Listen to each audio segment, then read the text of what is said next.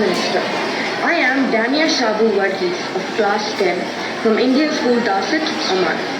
My question is, how do cultural and societal expectations contribute to the pressure students feel during examinations, and how can these external influences be addressed?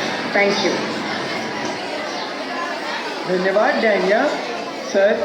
विश्व के सबसे बड़े लोकतंत्र भारत की राजधानी दिल्ली स्थित government Sarvodaya बाल विद्यालय बुराड़ी से मोहम्मद अर्श हमसे ऑनलाइन जुड़ रहे हैं और आपसे अपने मन के संदेह का निवारण चाहते हैं। मोहम्मद अर्श, कृपया अपना प्रश्न पूछिए। माननीय प्रधानमंत्री जी नमस्कार, मेरा नाम अर्श है। मैं जीएसबीवी बुराड़ी 12th का छात्र हूँ। मेरा आपसे प्रश्न ये है कि हम अपने परिवेश में परीक्षाओं को लेकर नकारात्मक चर्चाओं को कैसे संबोधित कर सकते हैं जो हमारी पढ़ाई और अच्छा प्रदर्शन करने की क्षमता को महत्वपूर्ण रूप से प्रभावित करती है। क्या छात्रों के लिए अधिक सकारात्मक और सहायक वातावरण बनाने के लिए कदम उठाए जा सकते हैं? धन्यवाद। Thank you Mohammed. ओमान से डानिया शबू और दिल्ली से मोहम्मद अर्श तथा हमारे जैसे अनेक विद्यार्थी समाज और आसपास के लोगों की एक्सपेक्टेशंस के प्रेशर को हैंडल नहीं कर पाते। कृपया उनका मार्गदर्शन करें।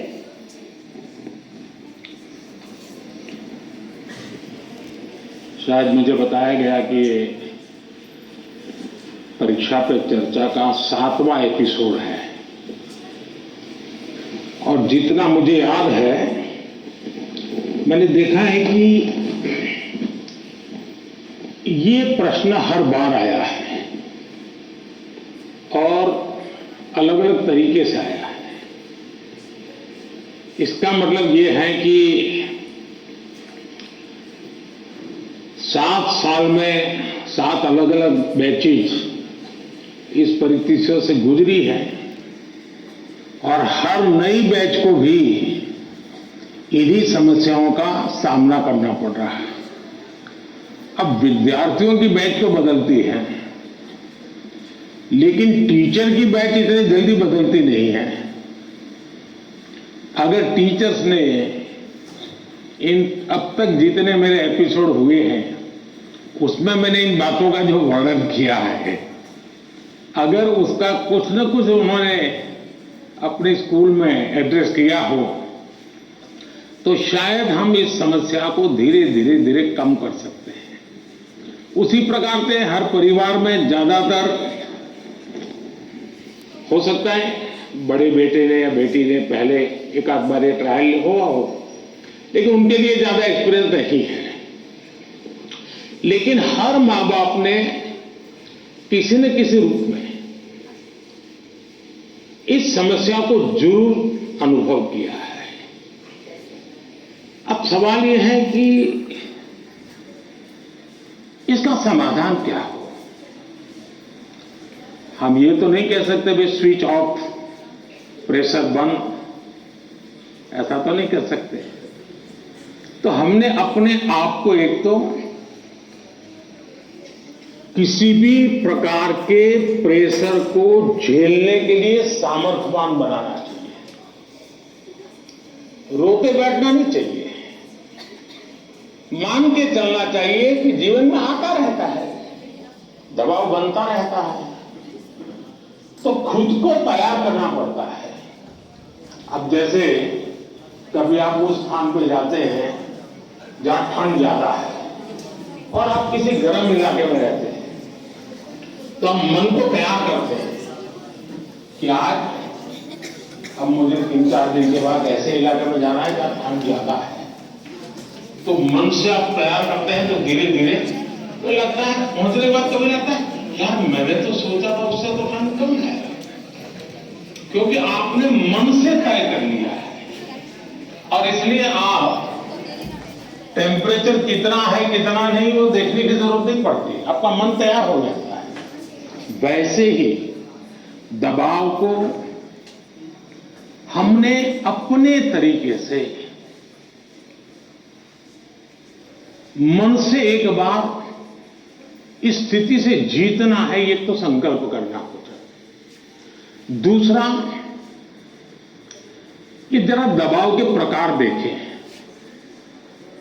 एक तो दबाव होता है खुद ने ही जो अपने लिए तय करके रखा है कि सुबह 4 बजे उठना ही उठना है, रात को 11 बजे तक पढ़ना ही पढ़ना है, आपने तो इतने आंसर सॉल्व करके ही जीतना है, और बड़ा दबाव खुद ही अनुभव करते हैं। मैं समझता हूं हमने उतना स्ट्रेच नहीं करना चाहिए कि जिसके कारण हमारी एबिलिटी ही टूट जाए। हमने स्लोली इंक्रीमेंट करना चाहिए। चलिए भाई, कल मैंने 7 क्वेश्चन सॉल्व किए थे रात को, आज 8 करूंगा। फिर मुझे वरना मैं 15 तय करूं और 7 ही कर पाऊं तो सुबह उठता है, आप देखो कल तो कर नहीं पाए, आज करूंगा। तो एक खुद भी दबाव के प्रेशर पैदा करते हैं। हमने इसको थोड़ा साइंटिफिक तरीके से कर रहे हैं। दूसरा, माँ बाप प्रेशर पैदा करते हैं, ये क्यों नहीं किया, वो क्यों नहीं किया, क्यों सोता रहा, चलो जल्दी उठते नहीं हो, पता नहीं एग्जाम है, और यहां तक कहते हैं देख वो तेरा दोस्त क्या करता है, तू क्या करता है। ये सुबह शाम जो कमेंट्री चलती है, रनिंग कमेंट्री, और कभी माँ थक जाती है तो पापा की कमेंट्री शुरू होती है, कभी पापा थक जाते हैं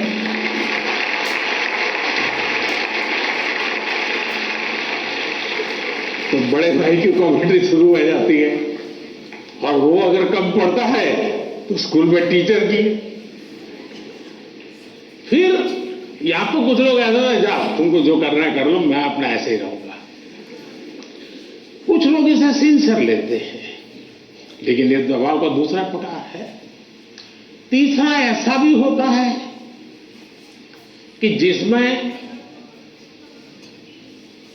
कारण कुछ नहीं है, समझ का अभाव है, और बिना कारण उसको हम संकट मान लेते हैं। जब एक्चुअली करते हैं तो लगता है नहीं यार इतना मुश्किल नहीं था, मैंने बेकार में दबाव झेलता रहा। तो मुझे लगता है कि एक तो इनको पूरे परिवार ने, टीचर ने, सबने मिलकर के एड्रेस करना होगा। सिर्फ स्टूडेंट एड्रेस कर लेगा, सिर्फ पेरेंट्स एड्रेस कर लेंगे, इतने से बात बननी नहीं है। और मैं मानता हूं कि ये लगातार परिवारों में भी बातचीत होती रहनी चाहिए। हर परिवार ऐसे स्थितियों में कैसे हैंडल करता है उसकी चर्चाएं होनी चाहिए। उसकी एक सिस्टमेटिक थियरी के बजाय हमने धीरे धीरे चीजों को इवॉल्व करना चाहिए। अगर ये इवॉल्व करते हैं तो मुझे पक्का विश्वास है कि हम इन चीजों से बाहर निकल के आते हैं। धन्यवाद।